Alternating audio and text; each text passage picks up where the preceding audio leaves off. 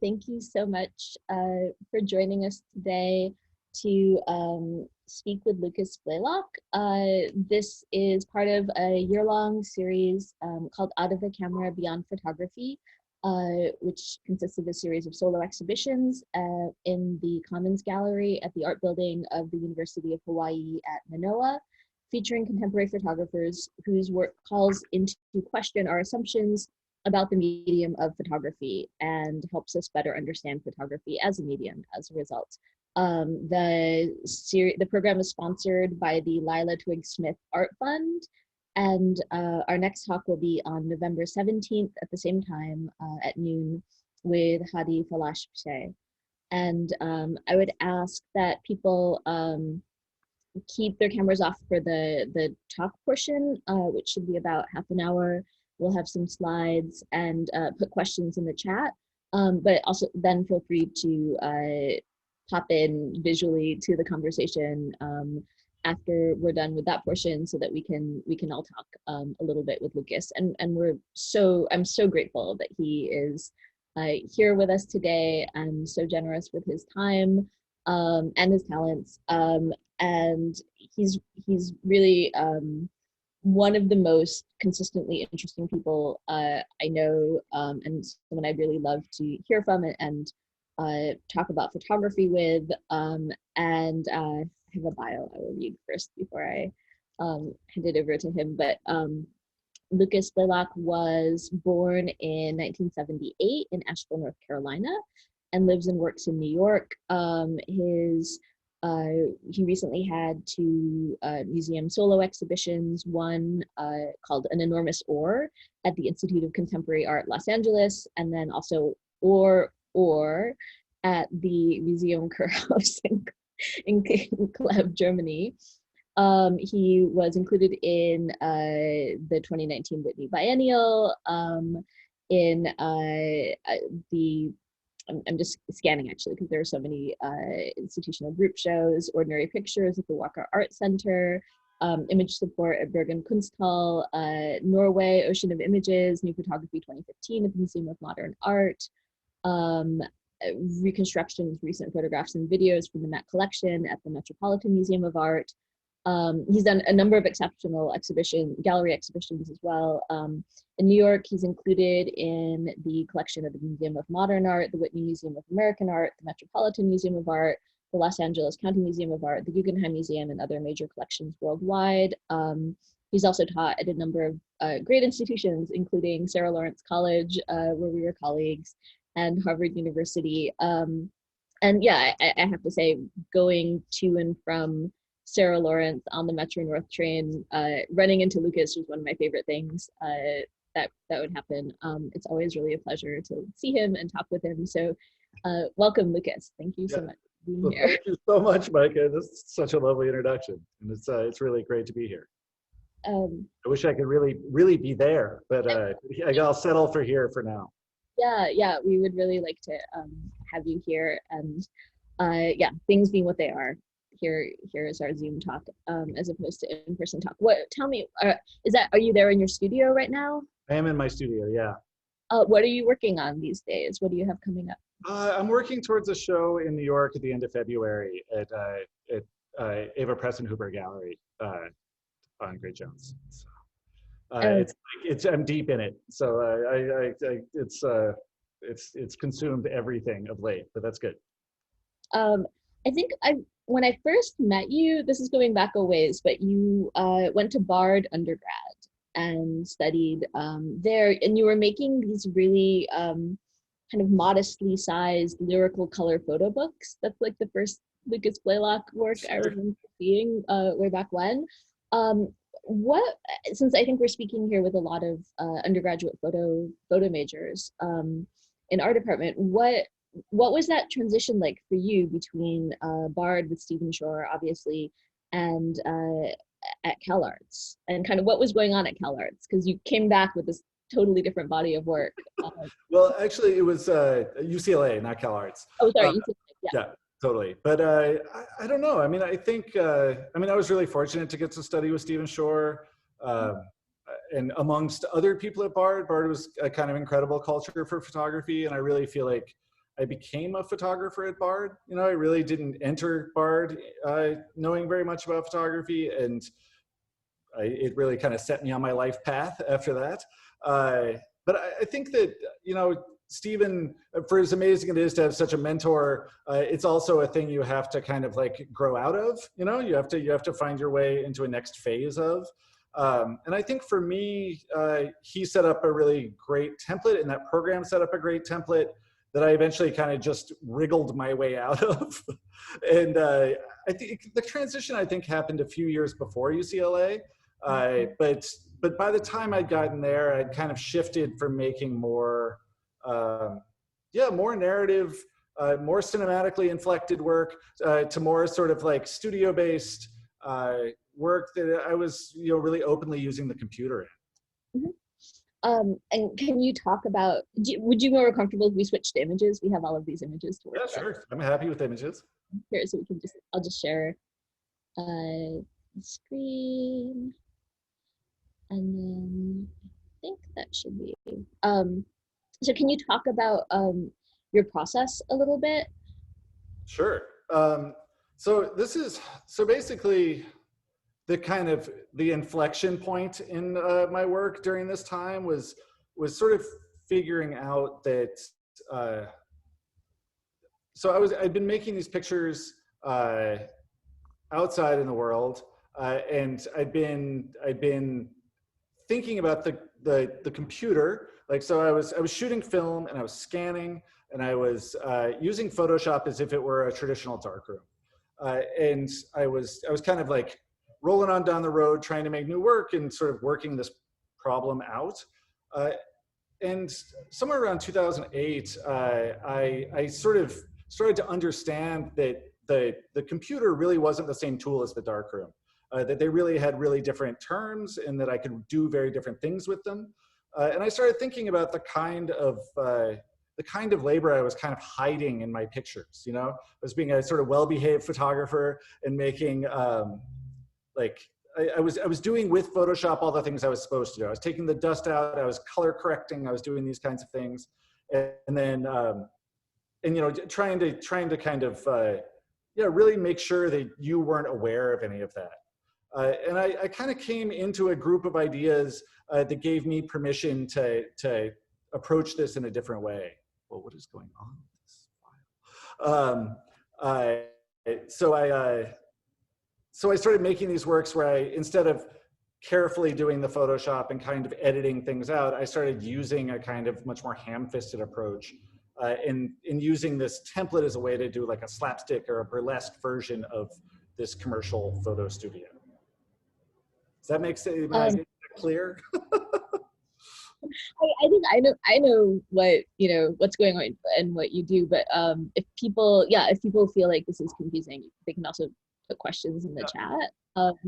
I left in, you know, kind of like this image from a PowerPoint that you shared with me. I don't know if you want to say anything about this, or I have a question. Sure. So when I first started using Photoshop in my pictures,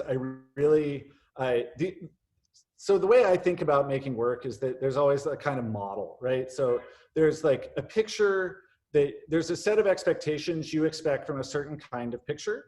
A photograph, in my case, particularly a sort of photograph of an object, or like a commercial studio photograph.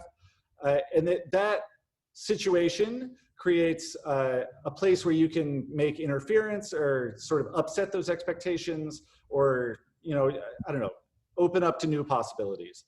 So the last picture we were looking at is a picture from thinking through this, you know, photography studio model of making images. And as I was going forward, you know, photography was changing at this extremely rapid pace. So this picture is, I think, is from 2009. And by 2013, all these tools, all this kind of idea that you could alter a picture went from being something that was only done by professional photographers and artists. So, you know, either like commercial photographers who were making something for a magazine, or artists who were like using this tool with some intent. to being available through phone apps and available to everybody. So this kind of idea of the camera plus the computer is just about this changing relationship that early on I felt like I could just kind of work off of this kind of very specialized picture. And as Snapchat and Instagram and things like this became more prevalent, this idea of sort of intervention became more just the mainstream of photography. And I think it really changed the shape of the playing field I felt like I was making my work on. Yeah, I feel like at the same time that I discovered your work, and using these tools, I was also discovering, as a photo historian or someone interested in photo theory, Willem Flusser and his writings on like the technical image and the apparatus, and really seeing that as a new way of thinking about photography, as someone who would maybe come from the tradition of thinking about photography as with this model of the index or the print or the trace, maybe coming more from like Roland Barthes or from C.S. Peirce.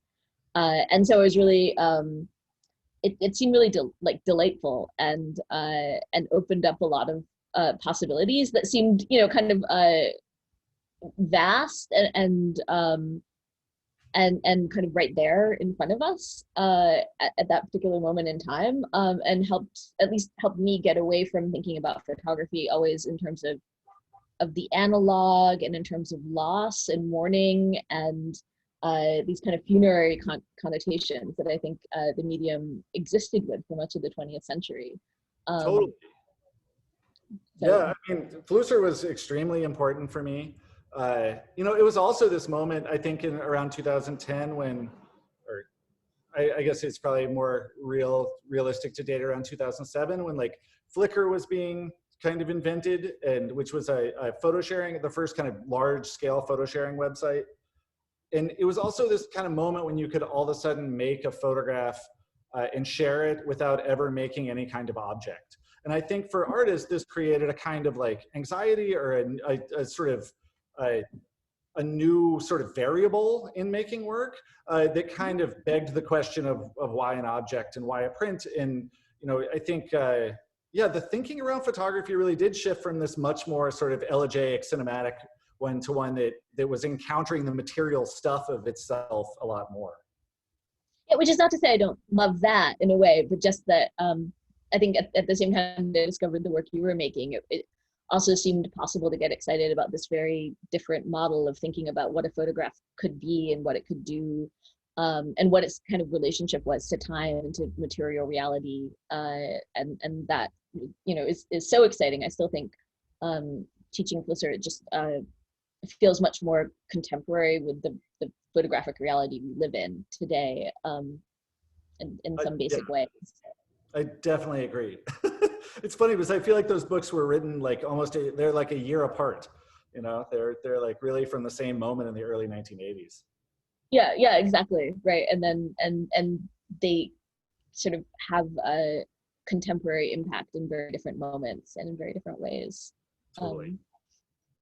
At least they did for me. So going through, I did leave in a lot of your slideshow because I was just so excited that you had put these images in there and wanted to know what you were going to say about them. That's cool. I have a question here. I'm just like, why this thing?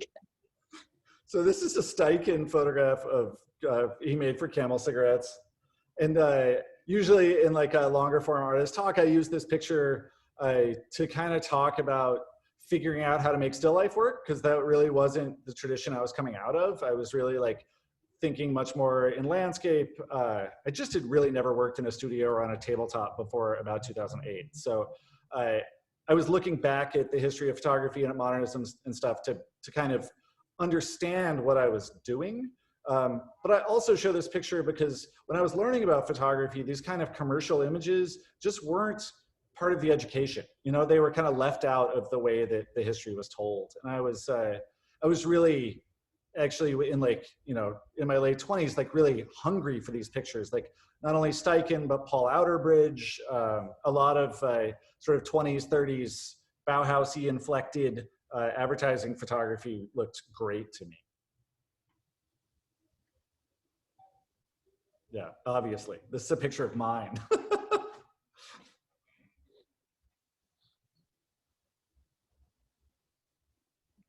What do you? I think you might have gone on. I'm really distracted and excited that someone named Jeff is like drawing on our screen. I don't know if you can see that right now. It's like a kind of like a glitch in the video that is. Oh, weird. Maybe. Okay. Yeah, it flashes in and out, and it's like I'm like, you know, it feels like I'm in mushrooms or something. It kind of visually. What about this Matisse? Are you? What about this Matisse? This Matisse kind of stood. I don't know. Stands in for.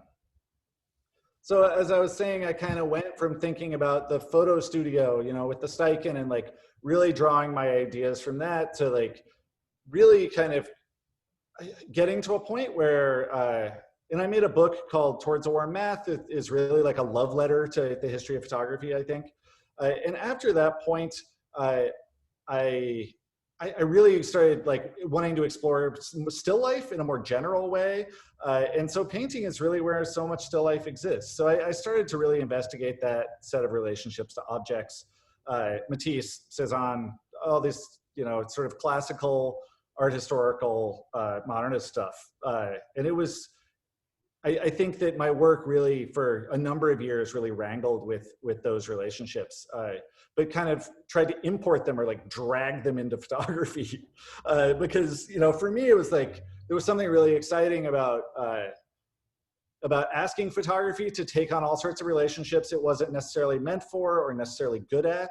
And that sort of packing it in, that there was a kind of perverse pleasure in sort of trying to force everything, all of my ideas to be photographs, even though they started with paintings or sculptures or somewhere else.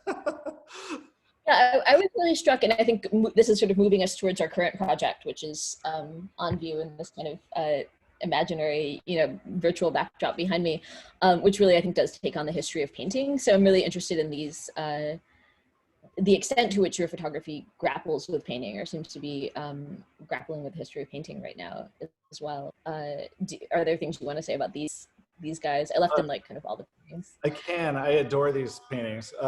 Sometimes they get to stand in for the whole history of painting when I give a talk. But these are these 1948 Magrittes, where he, in a kind of show of bad faith, honestly, tried to spend about a year trying to make the worst paintings he could figure out how to make. And so they're called period vache, and they're hilarious and strange, and all of them are amazing. But I kind of loved this impulse, this like, that, you know, not only could you make a thing of quality, but to think about how to make the worst case or like the worst version of a thing. Sorry, I'm sure you can probably hear the mosque, which is across the street from my house, from my studio, it coming through. So it'll just be a few more minutes.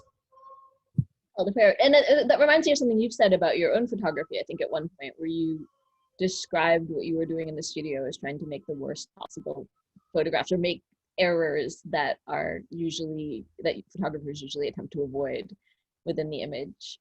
Totally. I mean, I think that question of like a liminal thing, like a thing that's bad at being itself, like, you know, like trying to empty it out, I felt like a process that photography, because of, I think the way its history is and the sort of nature of the medium in a way,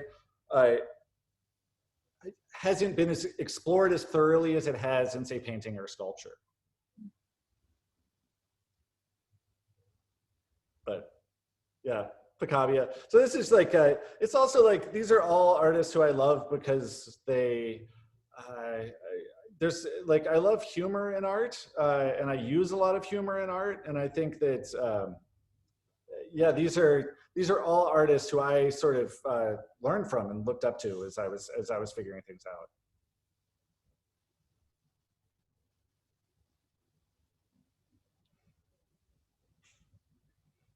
I mean, this one, in some ways, has a lot of relationship. I love these. These are my favorite Picasso paintings, these weird surrealist bathers.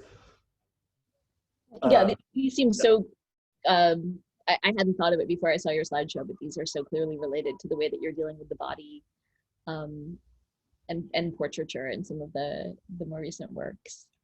Totally. Yeah, I think, yeah, I can't get enough of these things. But I do think that it is this body reconfigured that stays a body, you know, somehow it's still like, as upset and upturned as they get, they really they carry not only like bodiliness but also empathy, I think, in a really interesting way that I feel really connected to.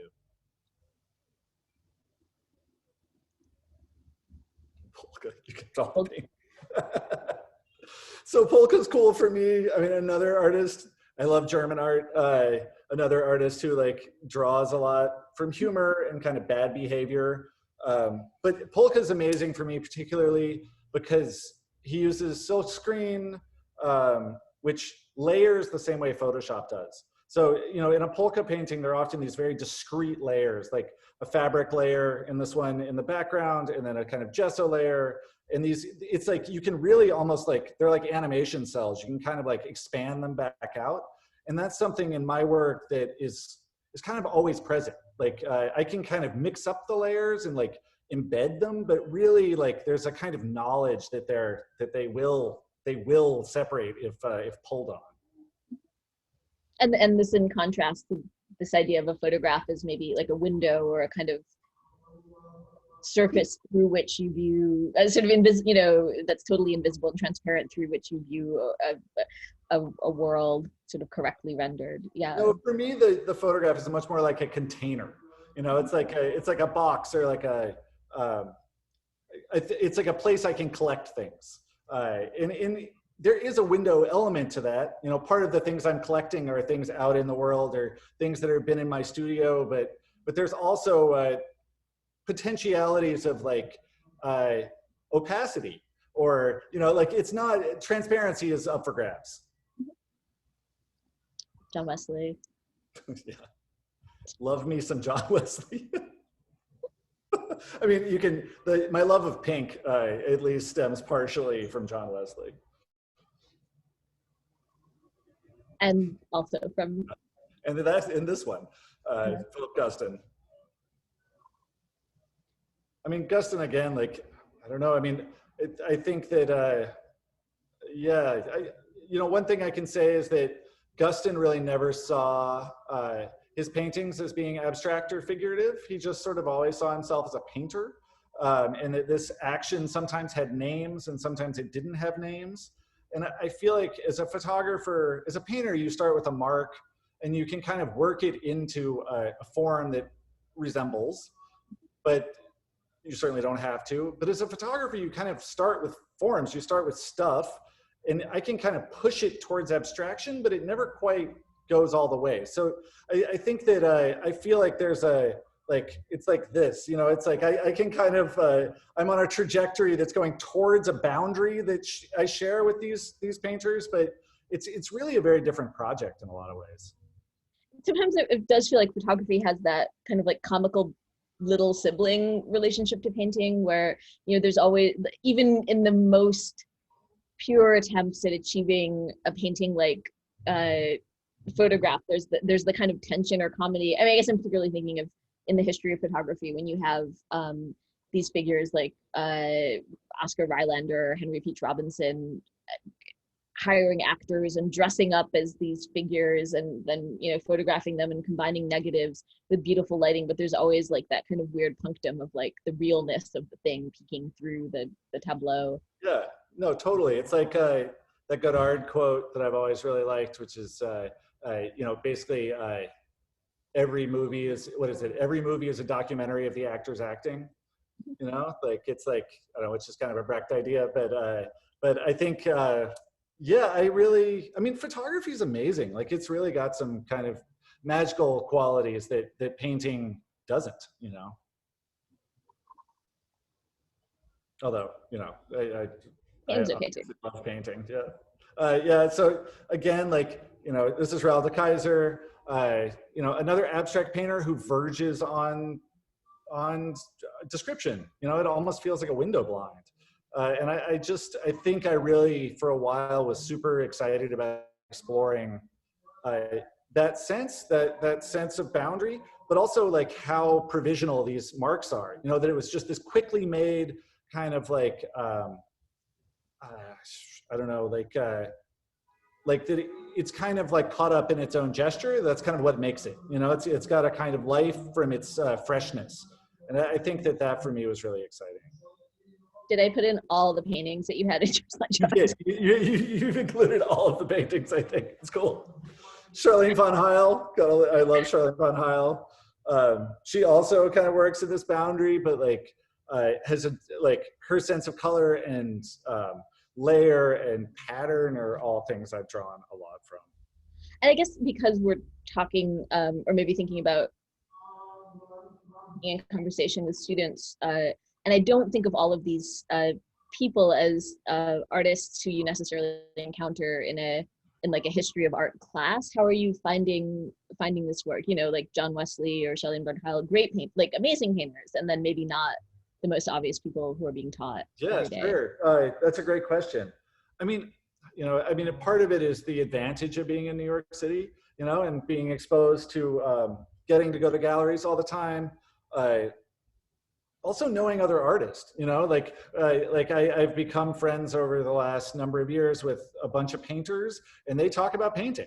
And so, I've been writing things down in my hands, being like, who, and just kind of building this archive of people as time has gone on. Like those Magritte paintings I found out about, I did the Skowhegan residency like in 2011, and someone brought those paintings up there, and they really were like it was like a light bulb, so but I think in a way I feel such shame, like I'm teaching a Dada and Surrealism class right now and we are not discussing those Magrittes, they're not the like canonical. No, of course not. Well, I mean, they don't fit. They're like, yeah, they don't fit in a survey. Like they're definitely the minor paintings. But I don't know. I mean, I also think that for me, it's been really useful to, if I get excited about an artist, to find out who they like and what they like. So I've spent a lot of time reading catalog essays and things like this, and just kind of like looking for breadcrumbs, that lead to new things I don't know. So I think, oh no, it still hasn't got. So this is a Tori Thornton. This is a young artist who's living here in New York. Who's just making, like, this is quite a big painting, and I really like. I don't know. I like these paintings a lot. I think I can really identify with that sense of linoleum surface. That's really right up my alley.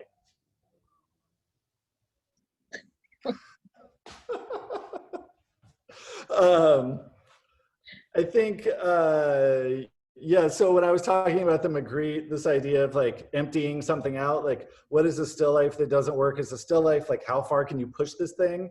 Like this was a boundary picture for me. I think in a lot of ways it does inform and lead into the work that we have in our space, which I put in here. I think coming up very soon, just the I see our déjeuner as being in the school, or as like in the grouping of these reconfigured, like these processed meat photos that you've been working Totally. That's like the proper family to put it in.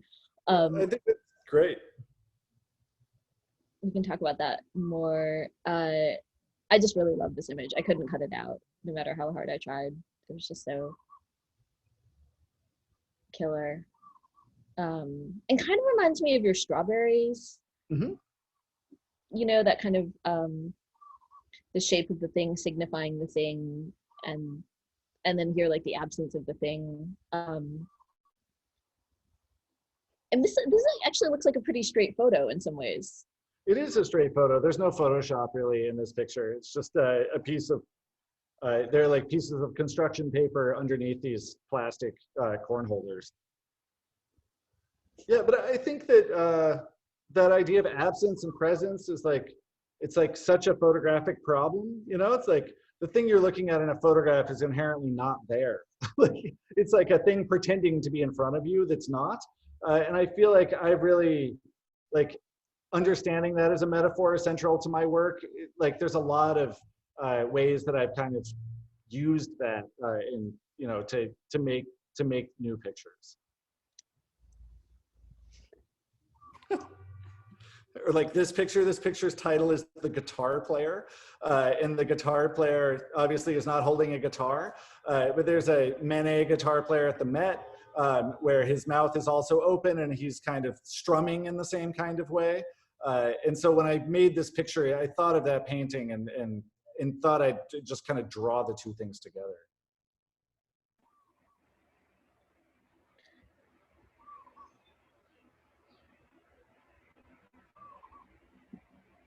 I mean, it does seem like a lot of the problematics that you're working with do have a place in the history of painting, and particularly thinking about some of these trajectories going through Manet and Picasso. Like I see you know, not just the motifs, but the spatial problems getting worked out, and you being very much in dialogue with that. Like this, you know, I'm not quite sure what's going on. Maybe some party mustaches and a dish rack or something, but it, you know, it has the form of a lyre, Mm-hmm. or like a musical instrument. Totally. I think we're now on the verge of getting to our work, and I would love for you to talk about it. Yes, after the thicket of painting, a little bit, and I think I was excited about how much painting you put into the slideshow, because this is obviously kind of like a high-low take on Manet's déjeuner meets like this kind of like spam picnic on the lawn, and works with some of the you know, it's called Le Déjeuner, mollusks on the grass.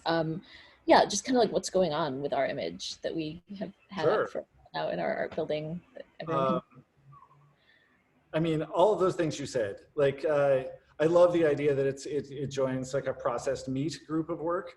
Because I do think that this idea of like, I don't know, yeah, of manufacture, of how the sausage is made, of like of the sausage as body, or the body as sausage, or, you know, like, I don't know, there's all sorts of like exchange or like nesting metaphors within that I feel like I've employed.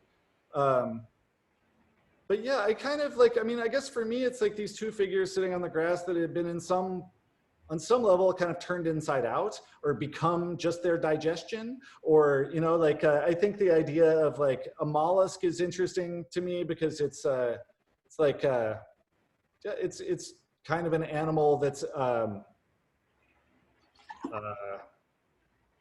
don't know, there's something about the simplicity of its form, um, its relationship also to another kind of lunch, to our lunch. Um, what else can I say? That it is a play. It's like, I don't know. It's like, for me, it was about. I mean, photography, picture making for me is often about trying to get an image to vibrate at kind of a higher frequency, or to amplify its relationships. Um, and in this image, yeah, there's this kind of active stand-in and replacement that is really toying with all of that, and leaves this. I don't know. I feel like I'm maybe missing some parts, but maybe you can help me out. Well, I mean, something I thought was really interesting about it in installing it and kind of stepping back is that we often do think of photography as being in a series, or a photographic exhibition as being, you know, kind of like one image after another on a wall, or even maybe relating to the book as a form, Sure. and that being very much like a sort of integral part of how we think about looking at photographs, you know, kind of, and that, like, you can think about Robert Frank, and you can think about Stephen Shore, and you can think about all these photo books, but this singular image at this scale being so, I think, so successful for us in the gallery.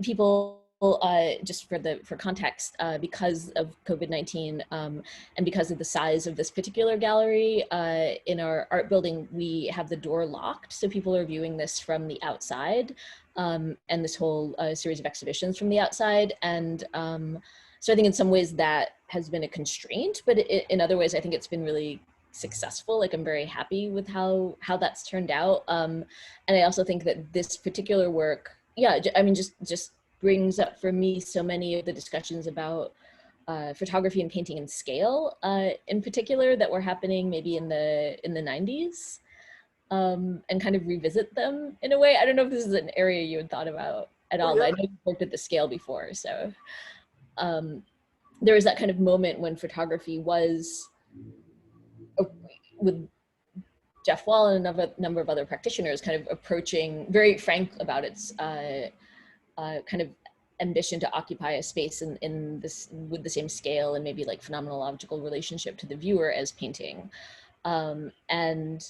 and also kind of propositions about actors within those painting or within those photographs. And I feel like this, for me at least, maybe coming of age, thinking about photographs in the 90s, kind of crept into that space and did it with a lot of humor. And so I don't know, that's something I was getting out of this experience. Yeah, I At think least. that's all right on. I mean, Jeff Wall was an extremely important photographer for me when I was learning about photography, not only because I responded to his pictures and it kind of come from an interest. Like when I was a teenager, I was really interested in movies and wanted to make movies. And so when I kind of transitioned into photography, the most cinematic of the photographers, Cindy Sherman, Jeff Wall, were the people who I really felt the most connected to. But I always kind of had this curiosity about, yeah, about like, I mean, in some ways, Jeff Wall's project like really is like, it kind of in some ways starts and ends with Manet. You know, it's situated at like a very particular intersection with painting.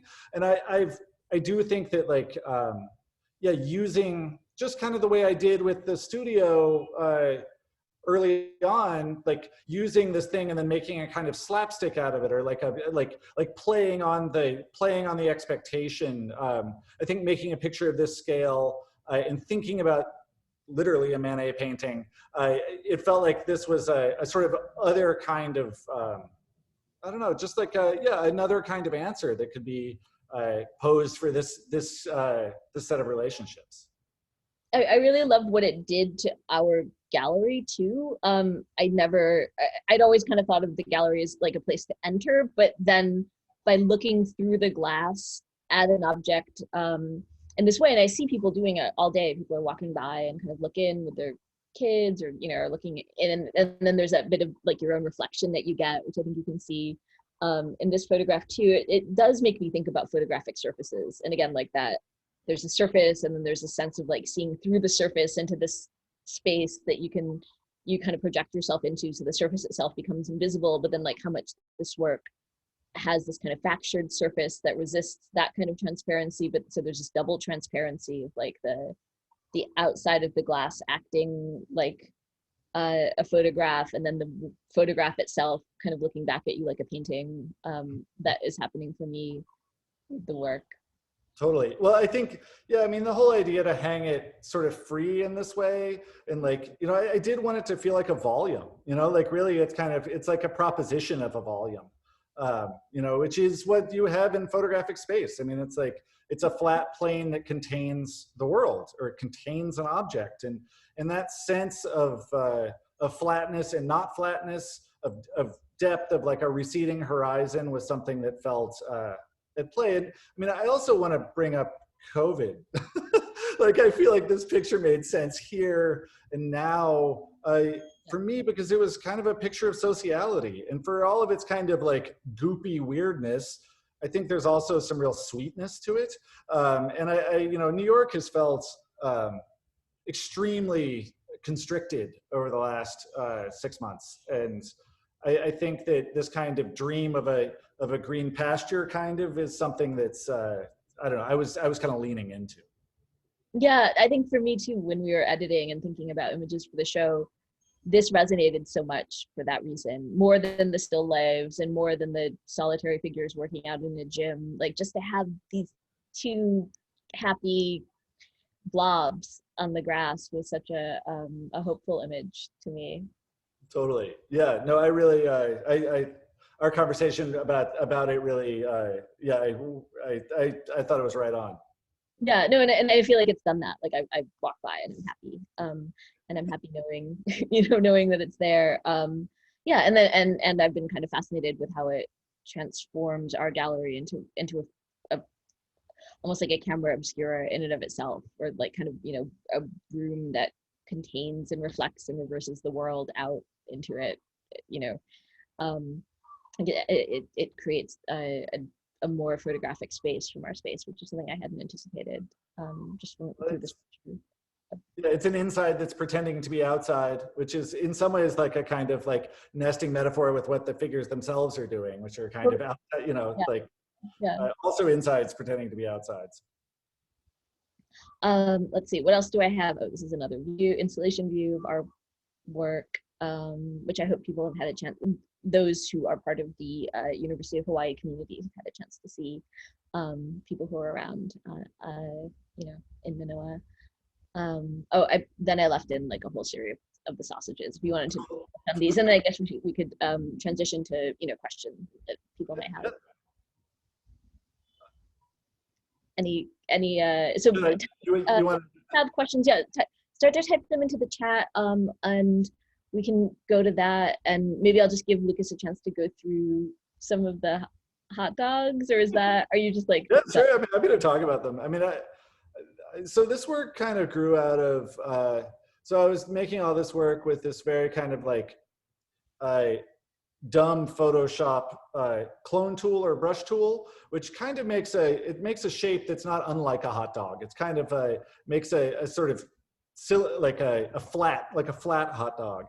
And I think one of the things I was realizing at some point looking at all this painting was that I couldn't really build up a surface. Like there was no such thing as pile. There was no volume in what I was doing.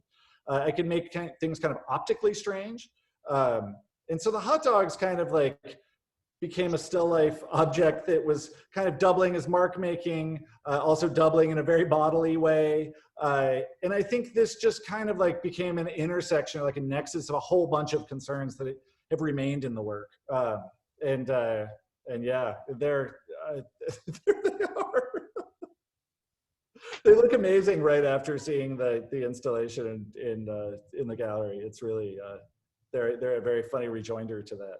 Yeah, no, I definitely felt like what we got was part of this thinking, but then, you know, maybe I was thrilled that ours was so kind of in the world and in relation to the history of painting as well. But I see a lot of connections. Well, it's funny also to think about hot dogs. Like a hot dog in some ways is like an industrially produced image of a sausage, right? Like a sausage is a kind of natural thing that's been made from an animal, and a hot dog is like I mean, also is like an extremely processed thing that's gone through like a tremendous amount of industrial process. And like the little nibs on the ends of them, I'm pretty sure are printed on. You know that they're really formed and packed and molded. Like they're kind of a 20th century industrial version of a thing that existed before. And I feel like this had like a really nice,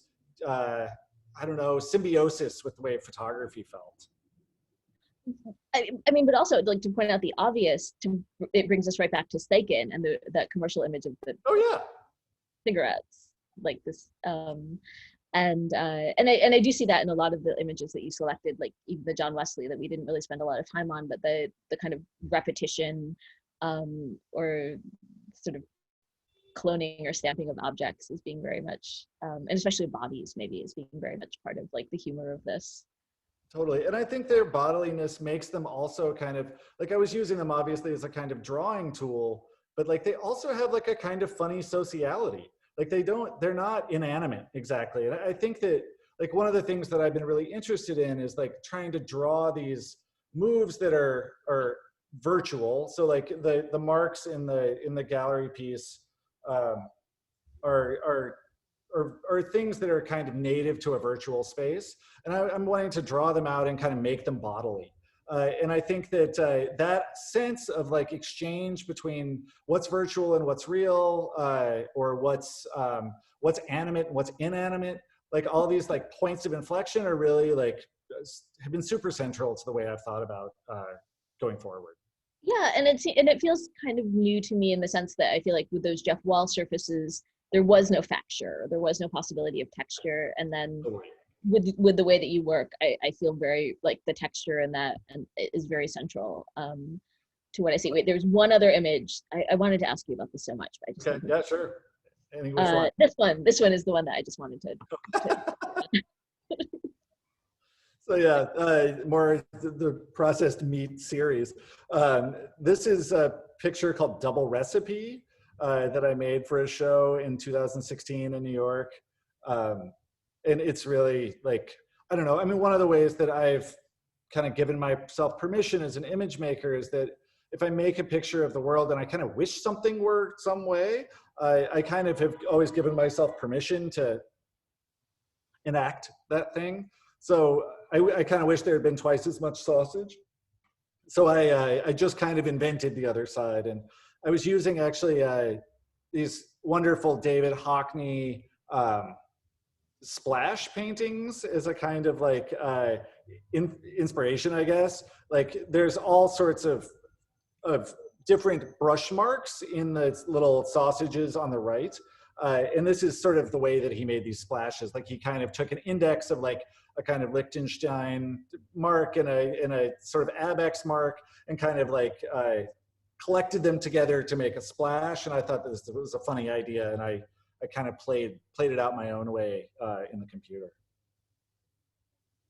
Okay, I will stop sharing the screen now because I've promised that this talk will be a conversation. I'm opening the chat, but people should put questions, I guess, in there to engage with Lucas. And I mean, there's so many other areas that I really find you have a lot going on, you know, to talk about. And I love like the way that you think about framing or hanging work. Like you had this one Ramkin Crucible show. I don't remember what year it was. I think it was called Low Comedy, where you did these like crazy things with the pictures. I mean, they were standing on these wire, almost like there were these weird tables flipped up or something. Like you've done so many really innovative things, just thinking about how to deal with exhibitions and exhibition space that I think are really instructive. I guess if, okay, we have a question, or maybe what I'll do is actually, since I'd love for this to be a little less formal, like let people turn themselves on and ask the question. Actually, let me actually ask you something first, and then just to let people prepare for a second, if that's like awkward to put someone on the spot, and then Jake, maybe you can be up in a minute. What are you seeing right now that's interesting to you in terms of new photography, if that's fair to ask? Or you don't? That's a great, I mean, I think there's, I mean, I love Hadi's work, who will be the next show. I think he's here right now. What's that? Yeah, no. I log on. There's a photographer named Diane Severin Wynn, who's a young photographer and filmmaker.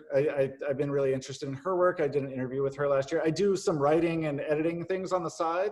And so I get opportunities to really connect with people about their practices sometimes in a more formal way than I would if I didn't do those kinds of things. So I'm excited about that work. I don't know. I mean, honestly, I'm looking at a lot more sort of non-photographic stuff right now than I am looking at contemporary photography. But I still really feel invested in the project of photography. So it's a weird. Maybe photographers feel a bit too close or something. Oh, and you know, whatever. Also, like I feel like we should. I would really like to acknowledge the amazing photographs of Chris Killip, who passed away yesterday. Who you know, and he was a very generous person to me. He invited me to teach at Harvard, and was a tremendous photographer. His book In Flagrant is like one of the best in the last 50 years. So wanted to say that.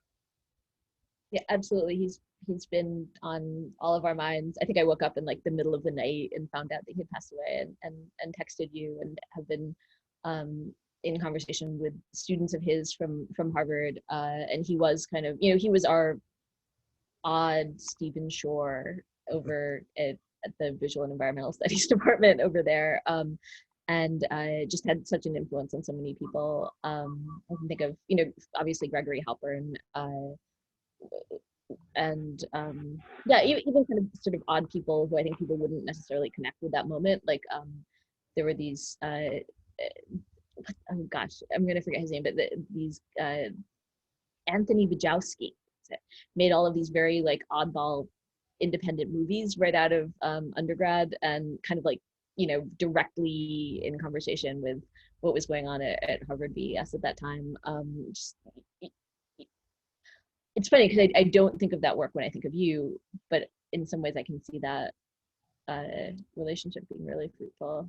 Yeah, I mean, Um, I feel like the things I love the most aren't always the things that I find most able to kind of draw into my own work.